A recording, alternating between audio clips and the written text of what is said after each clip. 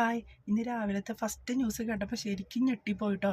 Kodakara സഹൃദയയിലെ MBA കോളേജിലെ students അവർ study ടൂറിനായിട്ട് പോയ tourist bus Thiruvananthapuram പാലത്തിന് മുകളിൽ നിന്ന് താഴോട്ടേക്ക് വീണ്, താഴോട്ടുള്ള വീടിൻ്റെ കാർ പോർച്ചിക്ക് വീണ്, അതും ഭയങ്കര ശബ്ദത്തോടു കൂടി അങ്ങ് കുട്ടികളുടെ നിലവിളിയോടുകൂടി വീണ് 4 പേർക്കാണ് ഗുരുതരമായി പരിക്കേറ്റ്. ബാക്കിയുള്ളൊരു ദൈവാനുഗ്രഹം കൊണ്ട് അങ്ങ് രക്ഷപ്പെട്ടു.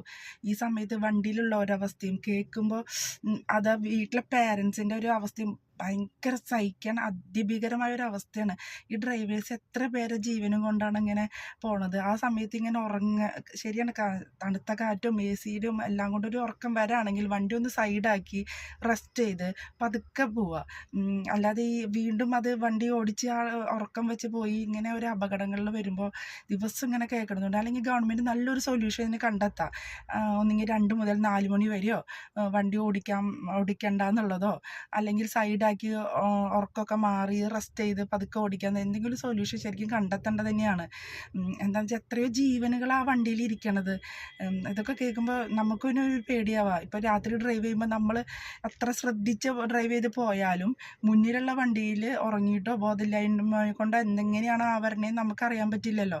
അപ്പം നല്ലൊരു സൊല്യൂഷൻ ഗവൺമെൻറ്റിന് കണ്ടെത്താൻ പറ്റട്ടെ. Okay, thank U.